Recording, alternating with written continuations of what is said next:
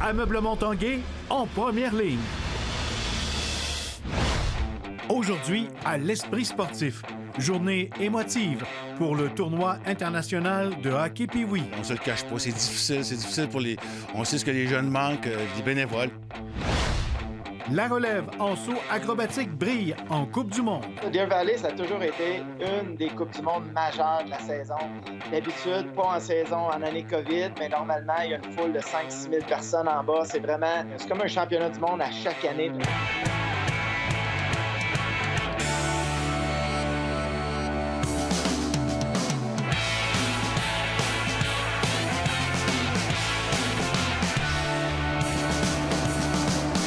À tous un bon mercredi, bienvenue à l'Esprit sportif. Aujourd'hui, 10 février, aurait été sans la pandémie la première journée de la 62e année du tournoi international de hockey Pee-Wee. Et on garde la tradition quand même de parler avec le directeur général Patrick Dom. Patrick, c'est une journée difficile pour l'organisation, pour les adeptes du tournoi Pee-Wee aujourd'hui? Ah, définitivement, Carl. On ne se fait pas encore à l'idée. On aurait 4-5 parties déjà de jouer, mais depuis vendredi dernier, je te dirais que les émotions sont quand même là. On ne se le cache pas. C'est difficile pour les... On sait ce que les jeunes manquent. Les bénévoles nous appellent depuis une semaine, depuis hier. C'est triste ce qui arrive, mais bon, que veux-tu, on n'a pas le choix, il faut faire avec. Il y a les jeunes joueurs de l'année 2008, ouais. Je crois, qui manquent cette année-là. Oui. C'est le plus triste de tout ça, c'est pour eux, qui ne pourront jamais vivre. On sait que 99% des joueurs n'iront jamais jouer dans la Ligue nationale, donc c'était leur moment de gloire à eux, moment que la pandémie enlève, malheureusement. Et bon, mais que veux-tu, on n'a pas le choix, on aimerait ça faire quelque chose. On fait quand même quelques petites activités pour ceux qui sont nés en 2008, mais il n'y a rien qui pourra compenser le fait de jouer au tournoi Pee-Wee de Québec. Mais bon, écoute, que veux-tu, je pense qu'on peut juste penser vers l'avenir. On vit un moment, je pense qu'il faut le vivre, ce moment-là. C'est comme un deuil qu'on fait. Mais je pense qu'à partir du 21 février, on repart à l'avant puis on repart la machine pour 2022.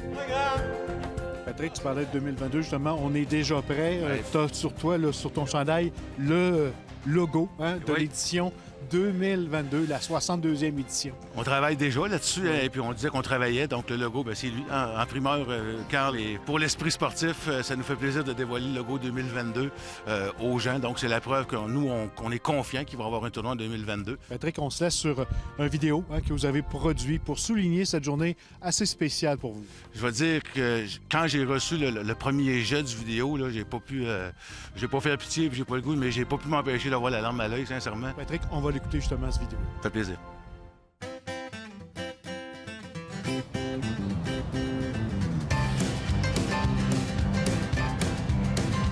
Well, I'm going down to Georgia, place where folks call home, and on to Carolina, place where I was born.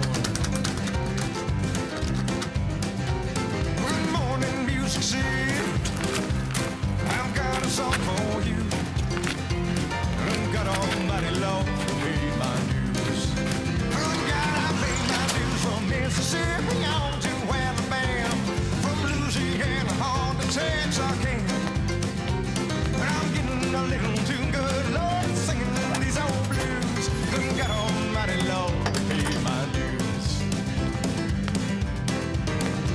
Well, that Motel 6 in Austin has really gone downhill, but not as bad as my backseat where I stayed in Amarillo. Not much further to California, just a couple one-night stands, and I'm wrapped up in my baby's arms.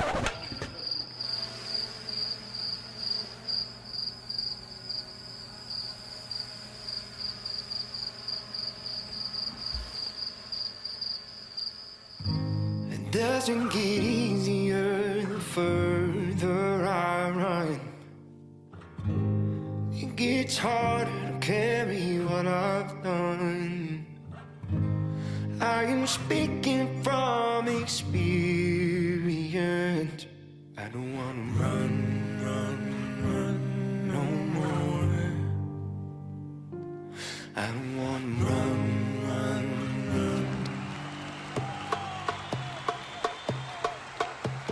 Tomorrow's still a question.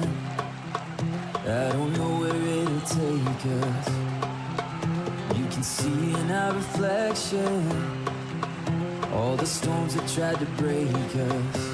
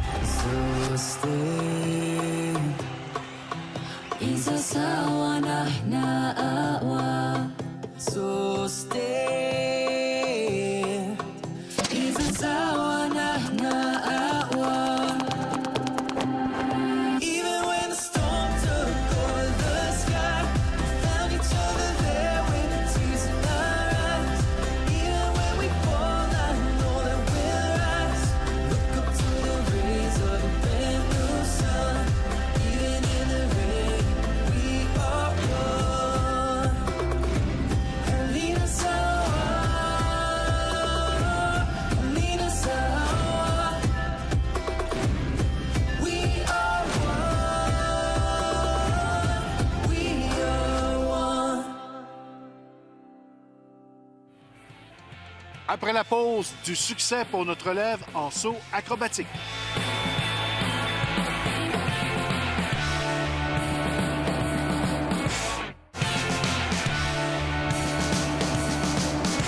On parle maintenant ski acrobatique alors qu'en saut la semaine dernière à la Coupe du monde de Deer Valley aux États-Unis, 3 de nos meilleurs sauteurs ont très bien performé et Jonathan Fournier les a rejoints pour en parler.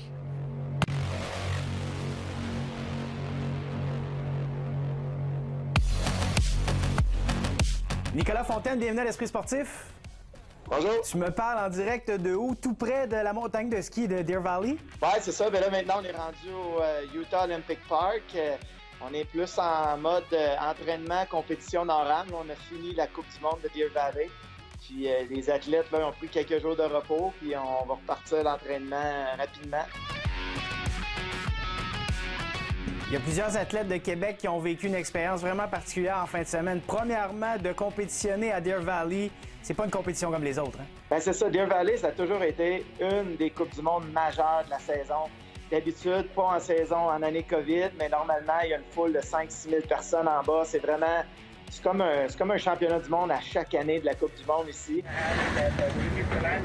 On avait profité du fait qu'on n'est pas loin de la maison. On a emmené toute notre équipe de développement, nos jeunes, l'équipe Next Gen. Puis on avait une NORAM aussi qui suivait, fait qu'on a vraiment essayé de maximiser notre opportunité. Puis les jeunes en ont profité, puis ont vraiment bien performé. Là.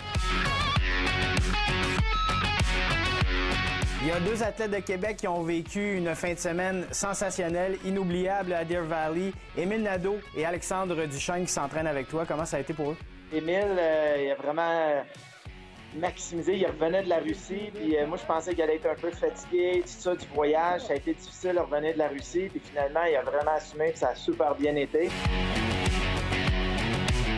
Tu as passé proche du podium. Est-ce que ça révise tes objectifs là, pour les prochaines compétitions? Depuis Moscou, ça a comme toujours monté. J'ai comme toujours monté dans le classement, mais je veux comme pas trop me mettre de pression pour les prochaines compétitions. Fait que j'essaie de juste vivre le moment présent, puis pour être plus confiant à la prochaine compétition, puis refaire un bon saut en qualification pour pouvoir passer en finale.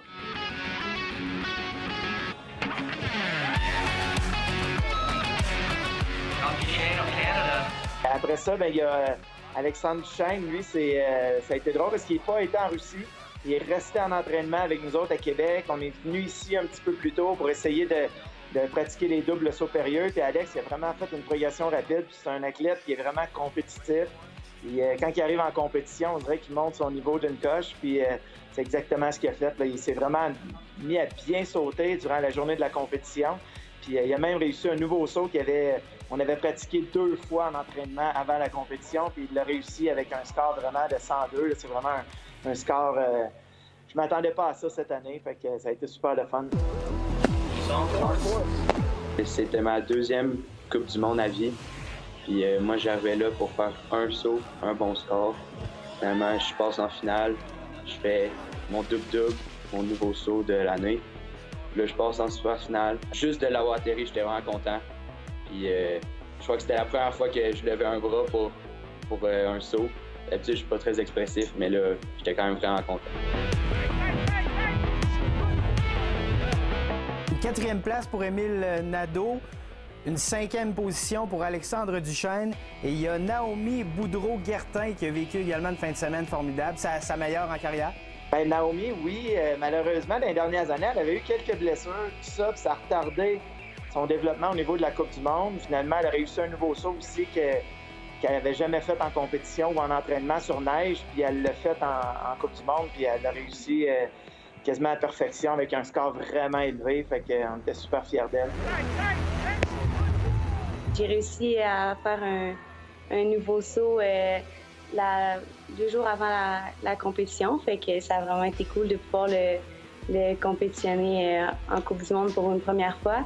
Puis je l'ai vraiment bien atterri, puis je crois que j'ai fait mon meilleur score à vie aussi, là, fait que ça a vraiment été le fun.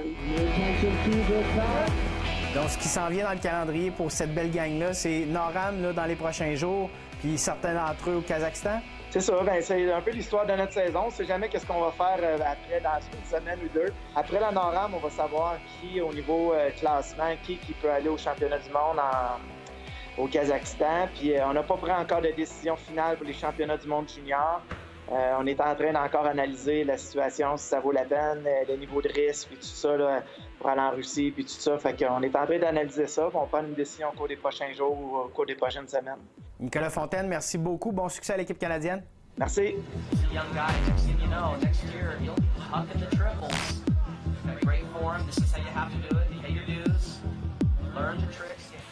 Voilà, c'était l'Esprit sportif pour aujourd'hui. On se retrouve demain. Soyez là, même heure. Bye bye tout le monde.